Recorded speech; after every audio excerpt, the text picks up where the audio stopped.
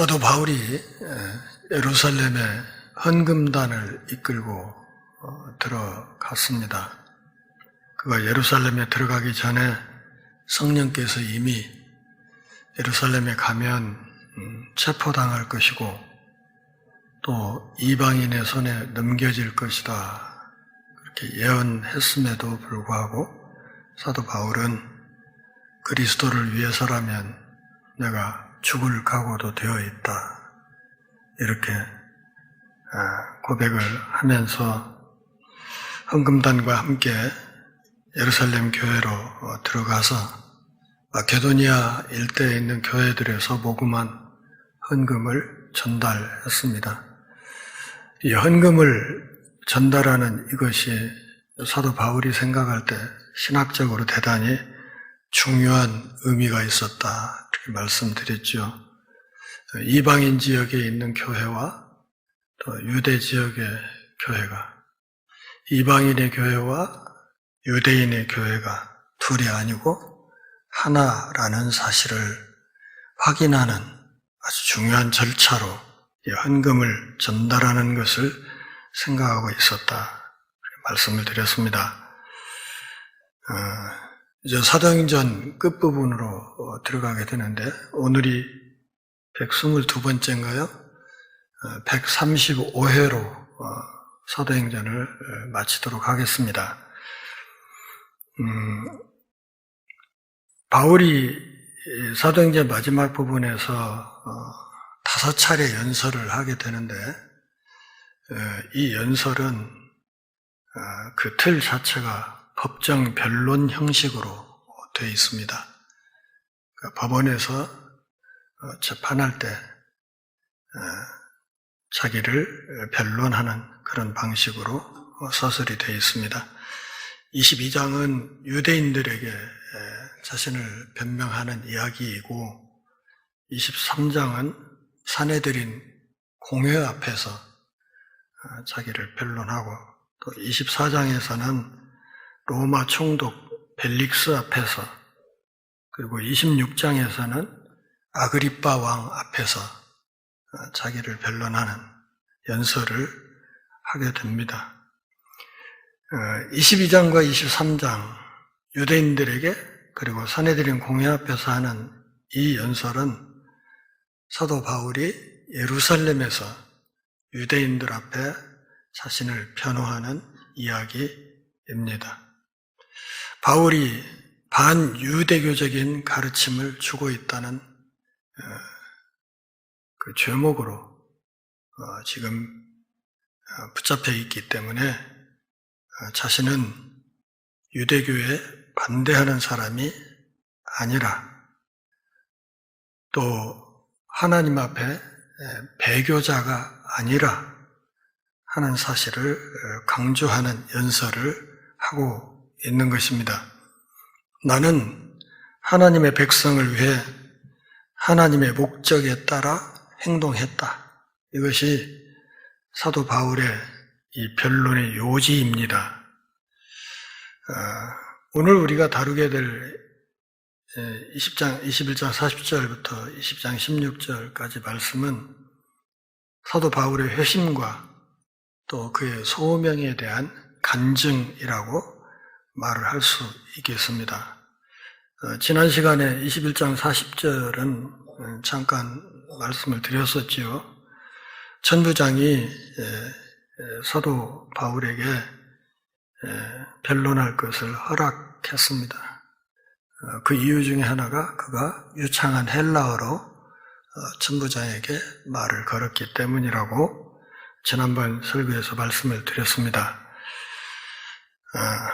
층계 위에 서 있지만, 안토니아 요새로 들어가는 층계 위에서 사도 바울이 서 있지만 지금 그는 양손이 쇠사슬로 묶여 있습니다. 안토니아 요새 계단 위 또 쇠사슬에 묶인 상태로 바울은 아주 역사적인 복음 설교를 시작하게 됩니다. 백성들에게 손짓합니다. 좀 조용히 하시라고 이렇게 한 뒤에 히브리어로 말하기 시작했다, 그랬습니다. 대단히 위험 있는 자세로 사람들에게 조용히 할 것을 손짓을 하고 이어서 요창한 히브리어로 연설을 시작했습니다. 헬라어로 말할 줄 알았는데 유대인들을 상대로 그들의 본 언어인 히브리어로 말을 하기 때문에 사람들이 더욱 조용해졌던 것으로 보입니다. 22장 1절 같이 읽어볼까요? 부형들아, 내가 지금 여러분 앞에서 변명하는 말을 들으라. 내가 내 자신의 신앙에 대해서 또 그동안의 사역에 대해서 이야기를 할 테니까 잘 들어주시라 이렇게 얘기를 했습니다. 이 부형들아라는 말 어디서 본 것 같지 않습니까? 저 앞에 7장 2절에 가면 스데반 집사가 죽기 전에 산헤드린 공회 앞에서 자신을 변호하는 이야기를 시작할 때 그때도 스데반 집사도 똑같이 부형들아 이런 말로 자신의 변론을 시작했습니다. 우리말 개혁성경에서는 부형으로 압축을 했지만 사실은 정확히 번역하면 아버님들 그리고 형님들 이런 말입니다. 유대인들을 향해서 그렇게 말을 시작했습니다. 아버님들 그리고 형님들 이렇게 얘기를 하는 거예요.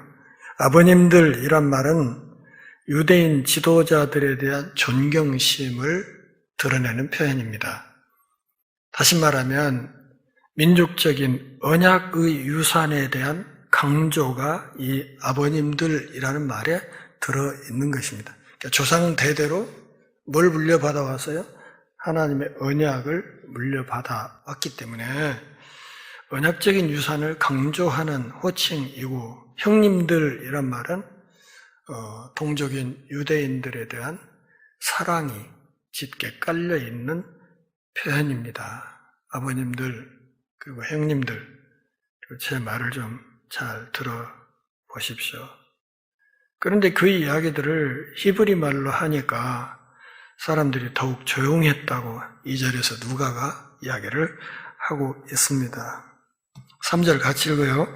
나는 유대인으로 길리기아 다소에서 났고 이 성에서 자라 가말리엘의 문화에서 우리 조상들의 율법의 엄한 교훈을 받았고 오늘 너희 모든 사람들처럼 하나님께 대하여 열심히 있는 자라. 제일 먼저 바울이 강조한 것은 난 유대인이다는 거죠. 특별히 길리기아 다소에서 났다고 했기 때문에 이것은 언약의 땅 바깥에 있는 곳이잖아요. 그렇기 때문에 자기는 디아스포라 유대인이다. 이렇게 말하는 겁니다. 그러니까 흩어져 지내고 있는 유대인인데 비록 다른 지역에서 태어났다고 해도 나는 엄연히 유대인이다. 이렇게 말하고 자기가 태어났던 고향 길리기아 주에 있는 다소라는 도시를 이야기했습니다. 그리고 거기서 출생은 했으나 성장은 어디서 했다고요? 이 성에서 자랐다. 이 성은 어디예요? 예루살렘이죠.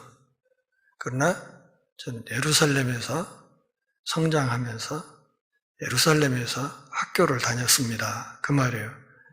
가말리엘 랍비 문화에서 공부를 했습니다. 이 가말리엘이라는 사람은 여러분들 이미 아시는 것처럼 산헤드린 공회원이에요. 바리새파의 아주 존경받는 지도자였습니다. 그리고 당대 최고의 석학으로 일컬어지던 율법에서는 최고의 학자로 일컬어지던 사람이었습니다. 그 사람 문화에서 우리 조상들의 율법의 엄한 교훈을 받았습니다. 예루살렘에서 가말리엘을 스승으로 해서 엄격한 종교 교육을 받았습니다. 유대인들은 사내아이가 태어나서 12살이 되면 그때 그 나이를 율법의 아들이라고 해요. 그래서 율법의 아들이라고 호칭을 하면서 그때부터 율법을 본격적으로 가르치기 시작합니다. 몇 살 때? 몇 살 때? 눈 감은 분들. 몇 살 때? 12살 때. 지금 졸릴 시간이에요. 거기다 또 수면제 설교를 하고 있잖아요.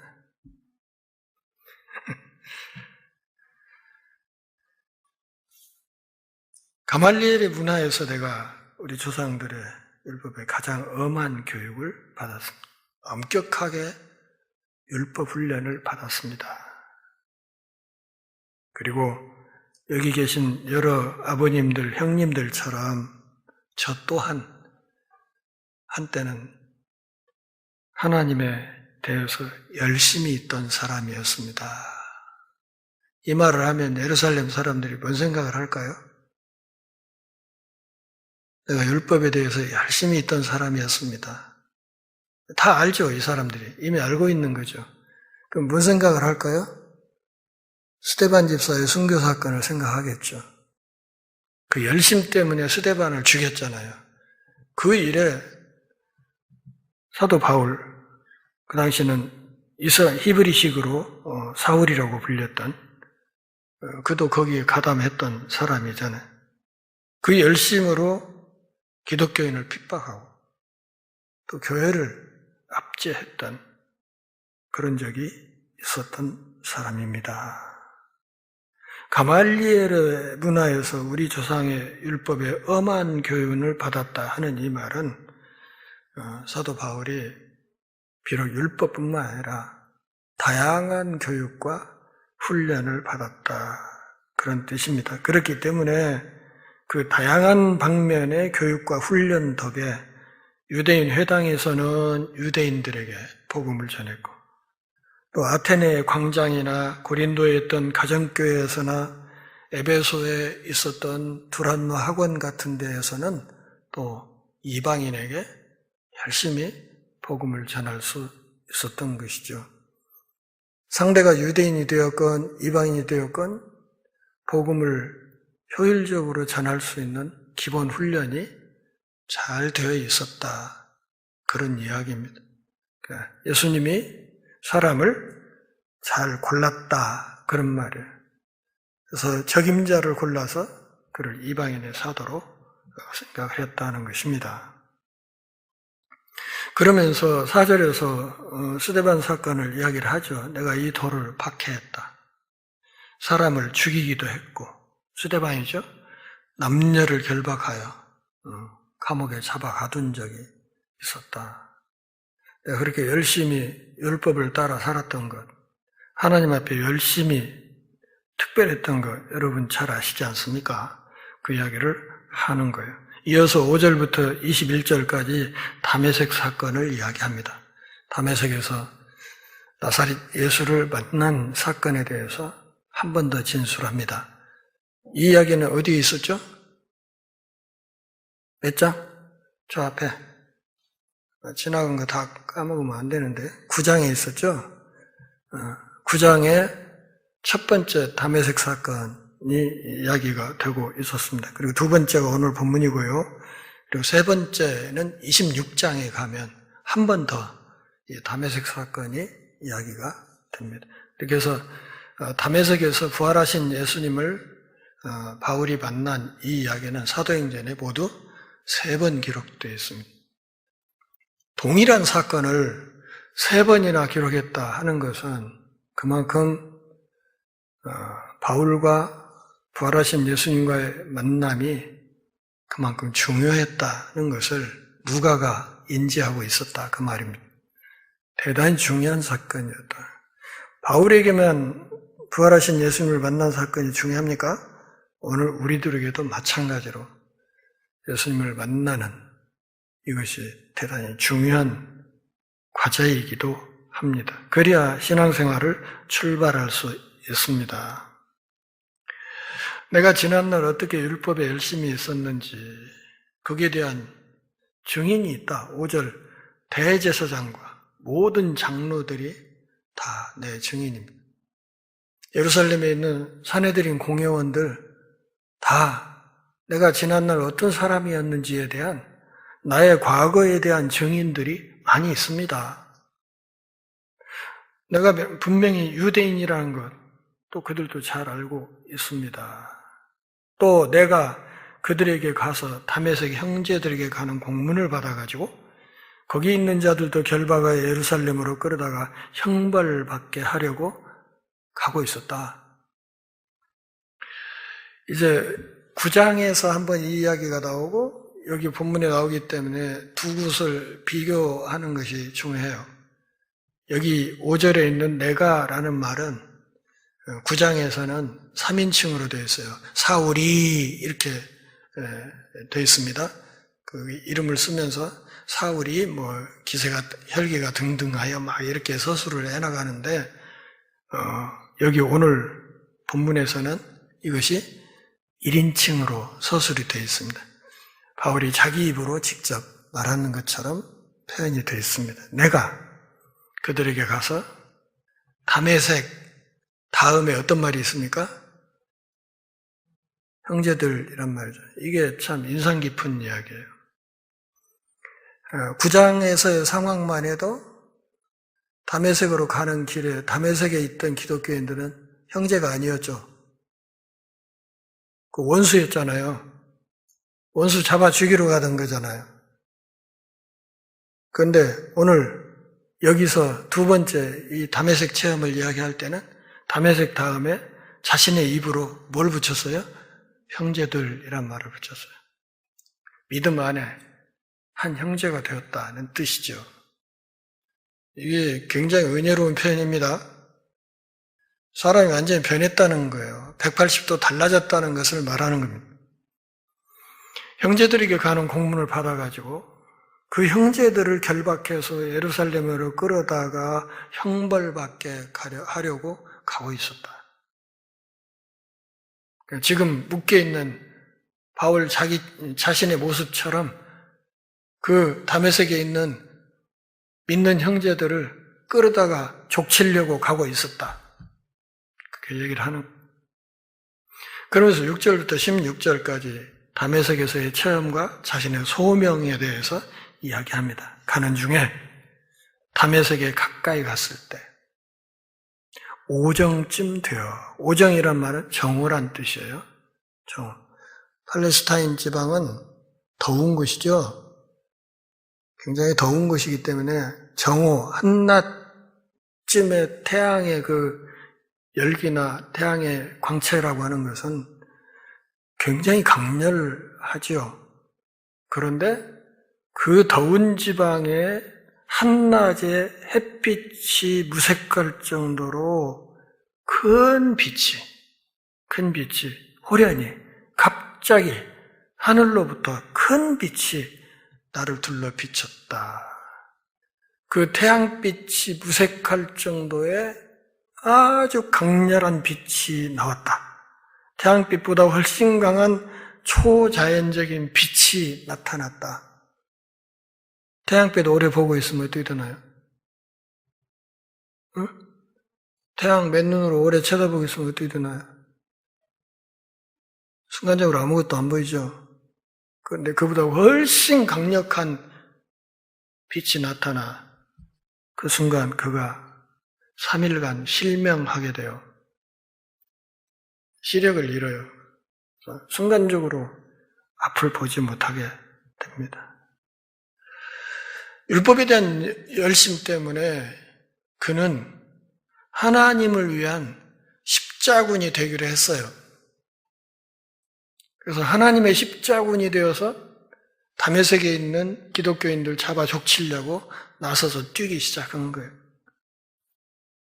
그래서 그 사람들을 체포해서 예루살렘으로 끌어오려고 다메섹으로 해외 원정을 갔어요. 그때 다메섹은 다른 나라예요. 해외 원정을 갔어요. 그런데 다메섹에 접근했을 때 다메섹 근처에서 부활하신 예수님을 만나게 된 거예요. 순간적으로 앞을 보지 못하게 되면서 땅에 엎어졌습니다.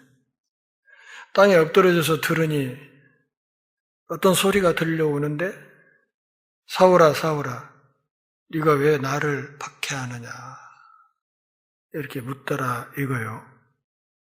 사울아 사울아 네가 왜 나를 핍박하느냐. 사울아라는 말을 2번이나 썼으니까 잘못 부른 건 아니죠. 그잖아요. 잘못 부른 게 아니잖아요. 확인해서 불렀으니까. 그 다음에 네가 왜 나를 핍박하냐 하는 이 말은 무슨 뜻이에요?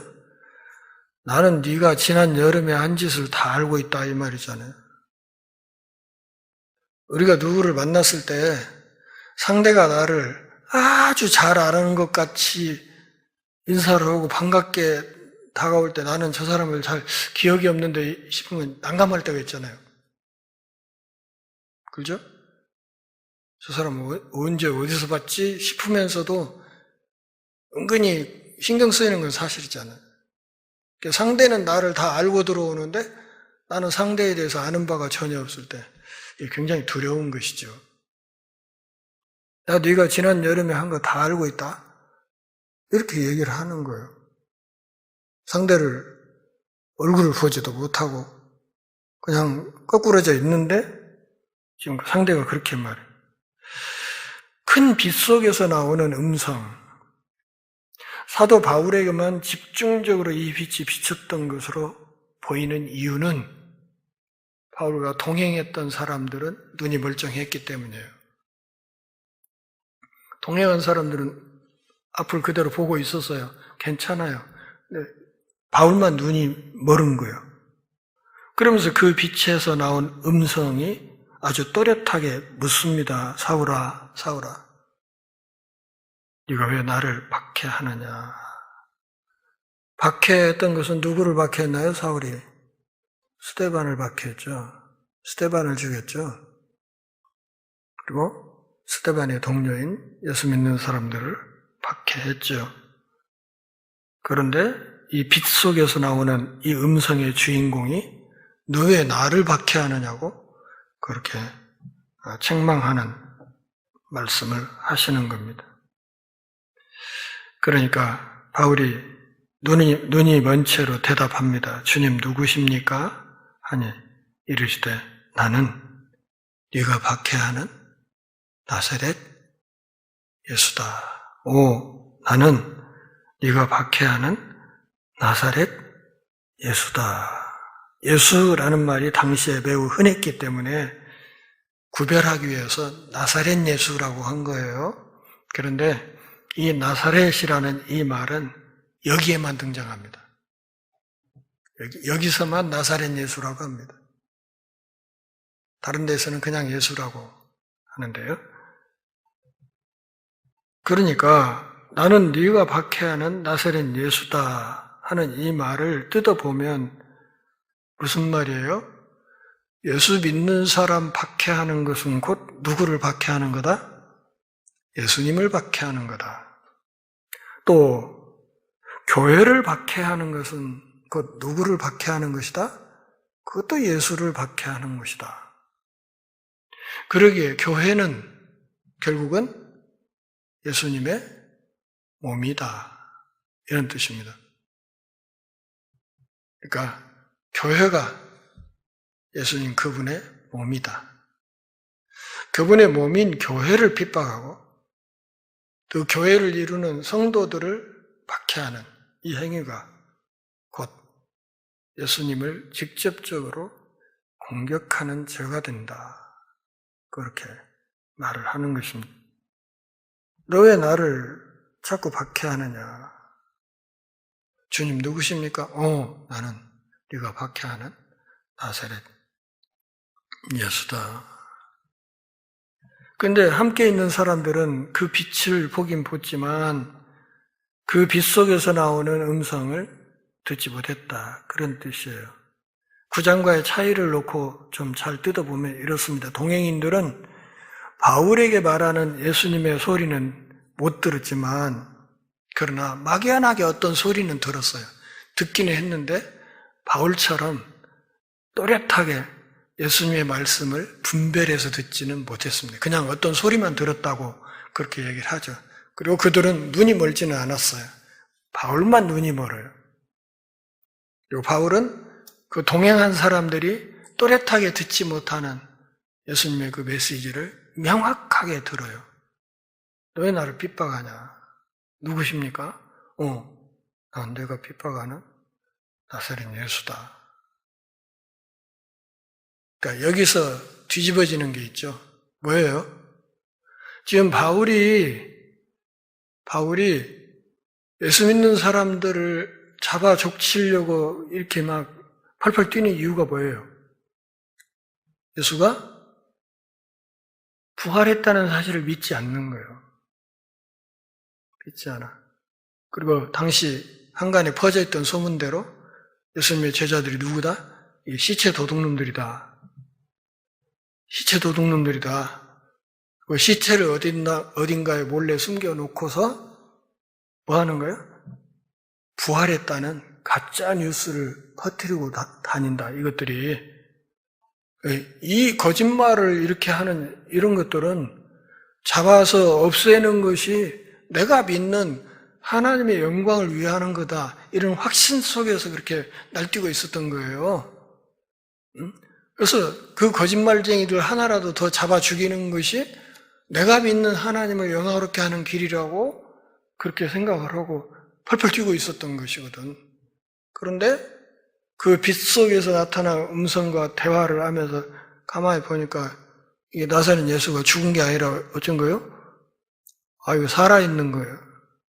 살아있을 뿐만 아니라 보통의 사람의 무슨 형상이 아니라 태양빛보다 훨씬 강렬한 빛의 존재이고 동시에 자기 이름을 명확히 알고 있고 자기가 지금 하고 다니는 짓을 꿰뚫고 있고 그러면서 자기를 책망하는 이런 상황을 딱 경험을 하니까 내가 잘못 생각했구나 이렇게 생각이 든 거죠. 내가 잘못 짚었구나. 내가 하나님을 위한 열심을 낸다고 한 것이 이 방향이 틀렸구나. 이걸 생각한 거죠. 그리고 내가 핍박했던 저 예수쟁이들, 저 사람들이 시체 도둑놈들이 아니라 진짜로 그들의 주장대로 나사렛 예수가 부활했구나. 빛의 존재구나.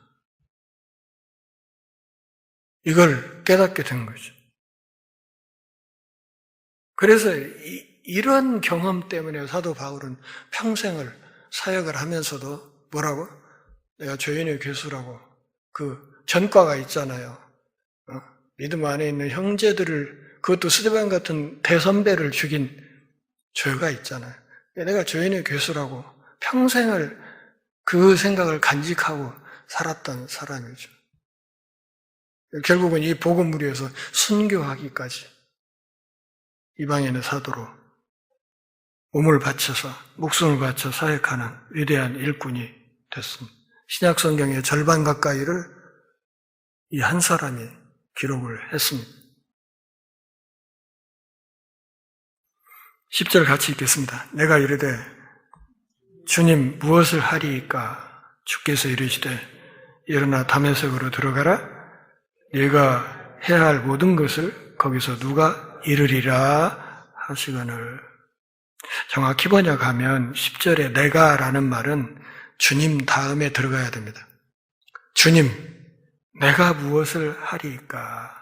이 말은 9장에는 없습니다. 주님, 내가 무엇을 하리이까? 이 말은 2장에 오순절 때 베드로의 설교를 듣고 유대인들이 외쳤던 말이에요. 2장 37절에 보면 같은 말이 있어요. 그럼 우리가 뭘 어떻게 해야 됩니까? 일어나서 다메섹으로 들어가라. 네가 해야 할 모든 것을 거기서 누가 일러줄 것이다. 이 누가는 누구예요? 12절에 보면 아나니아로 서술이 돼 있죠. 아나니아. 9장을 보면 아나니아에게 하나님이 성령이 계시해서 사울이라는 사람 지금 기도하고 있으니까 그 사람에게 가라 했을 때 아나니아가 순순히 갑니까? 아닙니다. 굉장히 주저해요. 두려워하고 그 사람 무서운 사람이라던데요.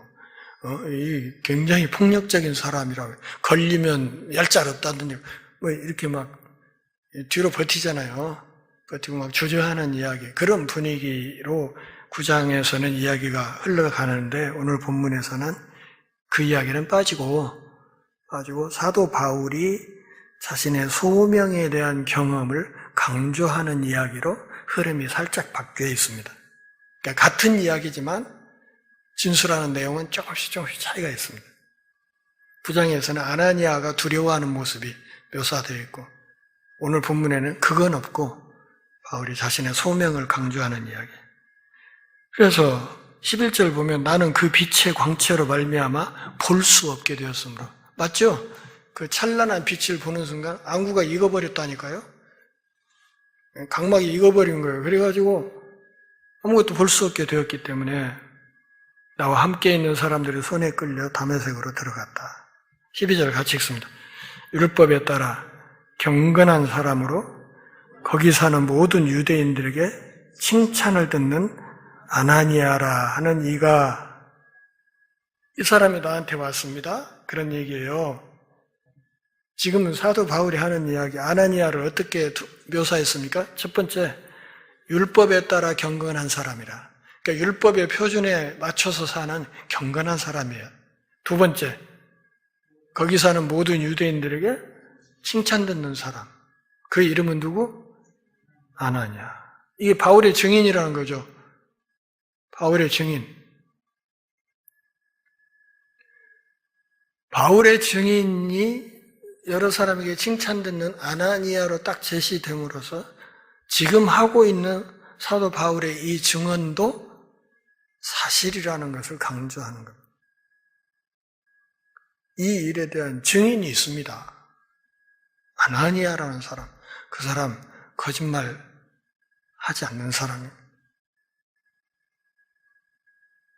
바울이 자신의 회심을 12절부터 16절까지 이야기하면서 특별히 아나니아와의 만남을 설명합니다. 그가 내게 와 곁에 서서 말하되 형제 사울아. 또 재미있는 말 또 하나 나왔죠? 형제 사울아. 형제 사울. 9장에서 아나니아가 굉장히 두려워했다는 얘기가 있었는데 그렇죠? 그런데 바울을 만나면서는 그를 어떻게 불러요? 형제라. 주 안에 형제라. 이렇게 형제 사울아. 다시 보라 하거늘 그가 안수하면서 다시 보라 이렇게 하자 그의 시력이 회복되었어요. 그래서 즉시 내가 그 사람을 얼굴을 쳐다보았다.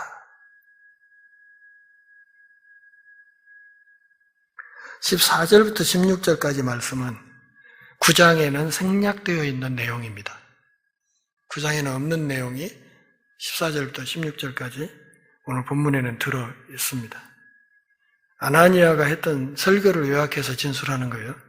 14절 그가 또 이르되 우리 조상들의 하나님이 너를 택하여 너로 하여금 자기 뜻을 알게 하시며 그 의인을 보게 하시고 여기 의인은 누구예요? 이 의인이란 말은 메시아의 별명이거든. 그러니까 이 의인이란 말은 누구예요? 빛으로 사울에게 나타난 예수님을 가리키는 거예요. 당신이 그 빛을 봤잖냐? 그 빛을 보게 하시고 그 입에서 나오는 음성을 듣게 하셨다. 그러니까 그 찬란한 빛 가운데 나온 음성은 예수님의 음성이었단 말이죠. 그러니까 예수님을 빛으로 오신 분을 뵙고 그분의 음성을 친히 듣고 그러면 이 사람은 사도 자격이 있어요, 없어요? 있는 거죠. 그래서 사도 바울이 자기가 사도라고 그렇게 주장을 한 거예요. 내가 사도다. 야, 사도. 12사도만 예수를 만난 게 아니라 나도 그분을 만났다. 나도 사도다. 그분의 가르침을 들었고 그분의 말씀을 들었다. 나도 사도다. 14절 상반절에서 하나님은 사울을 선택했다고 그렇게 해서 자신의 뜻을 깨닫게 하셨다고 이야기를 합니다. 선택하자 사울이 하나님께 순종했다는 것이고 14절 하반절에서는 하나님께서 사울에게 의로우신 메시아를 뵙고 그분의 입에서 나오는 음성을 듣게 하셨다는 이야기입니다. 그리고 15절에서 사울은 주님이 보고 들은 것을 전하는 증인이 될 것이라고 이야기합니다. 이것이 아나니아가 그에게 전해준 이야기입니다. 15절 같이 읽어요. 네가 그를 위하여 모든 사람 앞에서 네가 보고 들은 것의 증인이 되리라. 그를 위하여 네가 만났던 빛으로 오신 그분을 위해서 모든 사람 앞에서 내가 보고 들은 것의 증인이 되어야 할 거다. 다시 말하면 온 세상에 보고 들은 것을 증거해야 된다. 그러면서 16절 같이 읽겠습니다. 이제는 왜 주저하느냐? 일어나 주의 이름을 불러 세례를 받고 너의 죄를 씻으라 하더라. 시간 끌지 말고 일어나라. 그리고 주님의 이름을 불러서 세례를 받아라. 그리고 너의 죄를 씻어라. 지난날에 예수님을 반역했던, 예수님을 박해했던 그 죄를 씻고 이후로 증인의 삶을 살아라.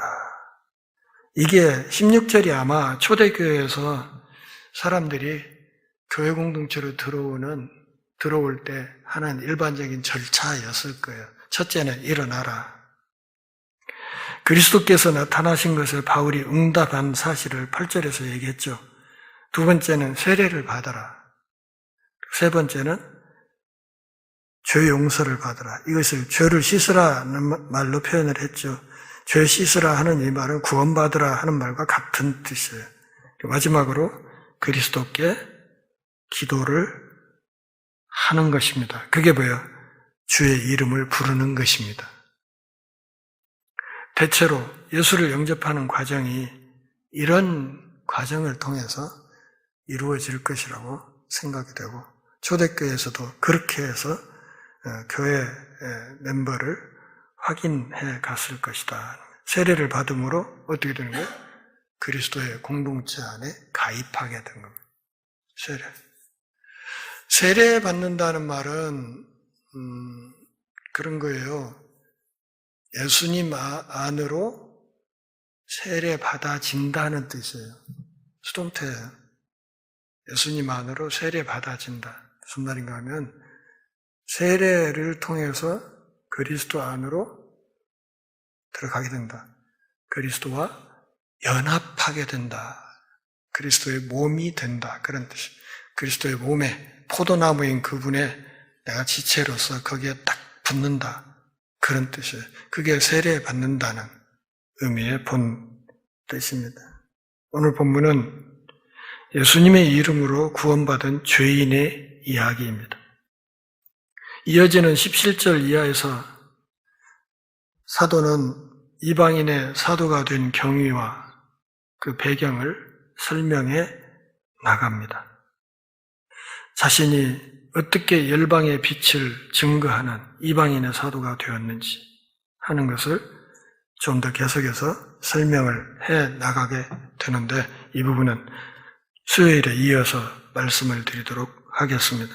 이스라엘은 예수님이 메시아인지 아닌지 또 바울이 메시아를 전하는 예언자인지 아닌지에 대해서 의견이 분분했는데 사도행전을 통해서 누가는 예수님이 메시아라는 것, 또 바울이 그 메시아를 증언하는 예언자라는 사실을 명확하게 밝히고 있습니다.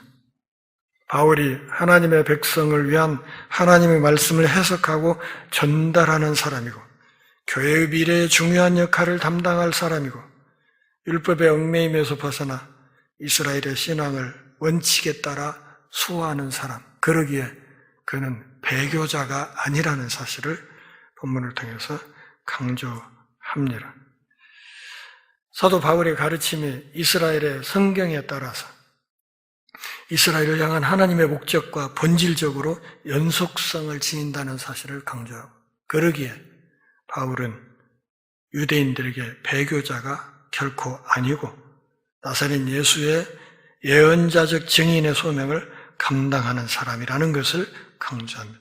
그것을 그 180도 달라지는 전격적인 생애 전환을 설명하는 것이 바로 담에색 체험입니다. 이것이 그만큼 중요하기 때문에 사도행전에서 3번이나 이것을 서술하고 있는 것입니다. 이 체험을 통해 그가 이방인의 사도가 되었다 하는 것입니다.